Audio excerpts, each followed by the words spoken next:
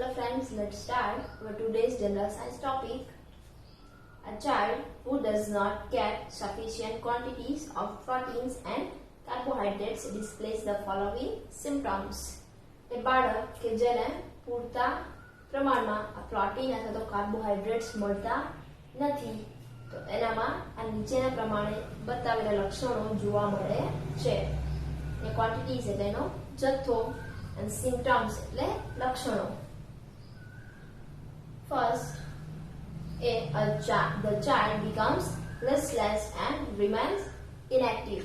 તો બાળક છે એ નિરંકુશ અને નિષ્ક્રિય બની રહે છે. અહીંયા listless એટલે નિરંકુશ and inactive એટલે નિષ્ક્રિય.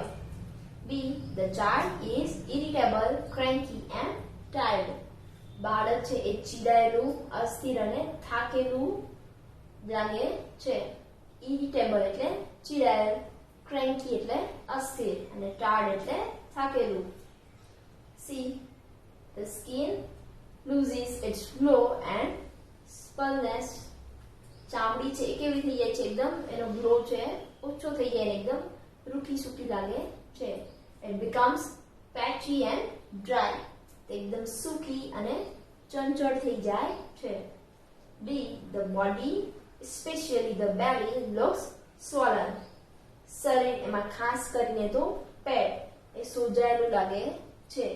swollen એટલે સોજો. E, the hair becomes discolored and gets thinner. વાળ છે એ રંગ વગરના અને પાતળા થતા જાય છે. discolored એટલે રંગ વગરના and thinner એટલે પાતળા. If these symptoms are not noticed and ailments not medically treated in time, certain body parts can get damaged. જો આ લક્ષણો નોંધાય અને એની કોઈ બીમારીનો જો તમે યોગ્ય તબીબી સારવાર ન આપો સમયસર તો ચોક્કસ શરીરના ભાગો છે એને નુકસાન થઈ શકે છે. This can even lead to death. આના કારણે મૃત્યુ પણ થઈ શકે છે. Death એટલે મૃત્યુ અને ailments એટલે બીમારી.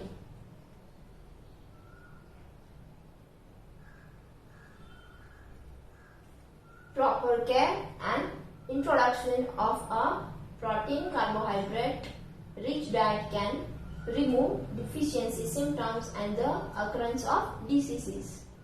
એટલે યોગ્ય કાળજી અને પ્રોટીન કાર્બોહાઈડ્રેટ ભરપૂર ખોરાક છે એ તમે લો તો એનાથી આજે ઉણપથી થતા જે રોગો અથવા તો એના જે લક્ષણો છે એને તમે ઘટાડી શકો છો. યાક્રાંશ એટલે ઘટના. Second, diseases due to the deficiency of vitamin. એટલે વિટામિનની ઉણપના કારણે થતા રોગો. The vitamins are very essential in our diet even though the quantity needed may be small.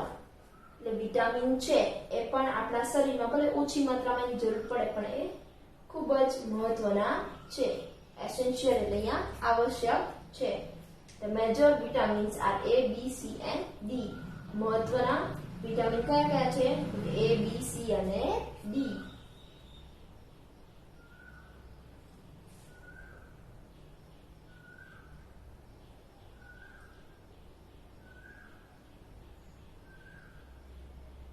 Let's see in this deficiency, diseases, ઉણપથી થતા રોગો, signs and symptoms, એમાં જે જોવા મળતા લક્ષણો છે એ, and correct diet, એના માટે જે ચોક્કસ આહાર લેવો જોઈએ એ. વિટામિન A હોય તો એની ઉણપથી કયા કયા રોગો થઈ શકે? વિટામિન A deficiency એટલે વિટામિન A ની ઉણપથી શું થાય તો કે નાઇટ બ્લાઇન્ડનેસ એટલે અંધાપો. કયા કયા લક્ષણો જોવા મળે? The person cannot see well in dim light. એટલે ધીમો અથવા તો આછો પ્રકાશ હોય તેમાં વ્યક્તિ જોઈ શકતું નથી. Dry and dull eyes. સૂકી અને નબળી આંખો. Dry skin ચામડી પણ ત્વચા કેવી થઈ જાય? સૂકી. White patches on eye whites. અને જે આંખ છે એના ફરતેનો જે ભાગ છે એ પણ કેવો થઈ જાય છે? એકદમ સફેદ જો.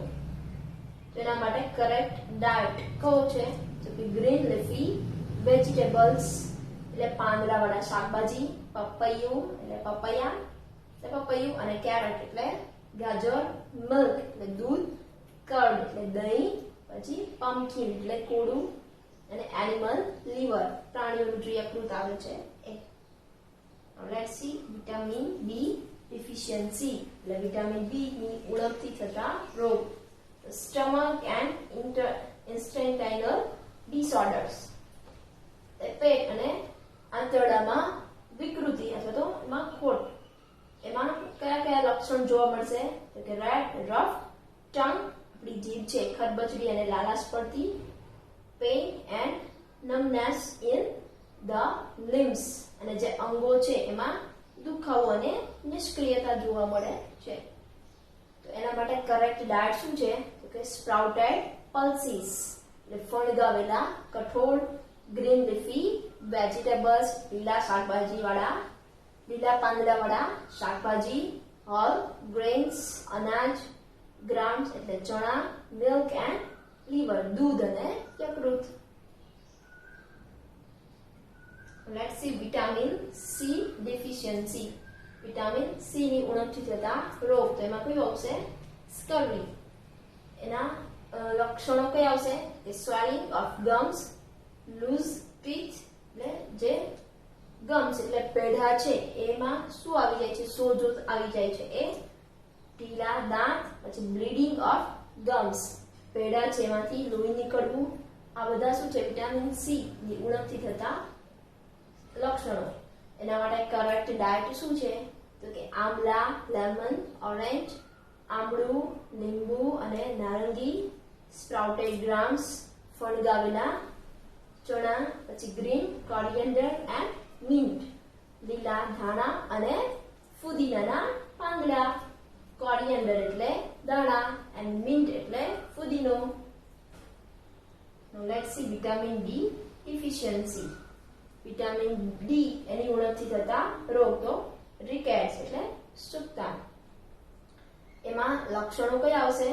તો કે બલ્કિંગ ઓફ બેકબોન એટલે જે પાછળનું હાડકું, મણકાના જે હાડકા છે એનું જણજણવું, પછી બોર્ડ લેગ્સ, વીક બોન્સ એટલે પગ છે એ વાળવા અને નબળા હાડકા જે છે પગના નબળા હાડકા એ. હવે એના માટે કરેક્ટ ડાયટ શું આવશે? તો કે મિલ્ક દૂધ, ચીઝ એટલે ચીઝ, એગ્સ ઈંડા, fish and exposure to sunlight માછલી અને ખુલ્લો જે સૂર્યપ્રકાશ છે એ. એમાં શું હોય છે? Vitamin D. Let's see third diseases due to the deficiency of minerals. Mineral તો એની ઉણપથી થતા રોગો. Minerals are equally important for our good health, though required only in small amounts. Minerals છે એ પણ એટલા જ આપણા સારા સ્વાસ્થ્ય માટે મહત્વના છે, ભલે એની માત્રાની જરૂર ઓછી પડે. Deficiency disease તો એનાથી થતા રોગો અને સાઇન એન્ડ સિમ્પટમ્સ એટલે એના લક્ષણો અને કરેક્ટ ડાયટ. એના માટે કયો આહાર લેવો જોઈએ? એ આયર્ન ડેફિશિયન્સી. તો જો આયર્નની ઉણપ હોય તો એનાથી શું થાય? એનિમિયા. તો lack of red blood cells in the body. તો આપણા શરીરમાં જે રક્તકણો છે એની માત્રા કેવી હોય? ઓછી.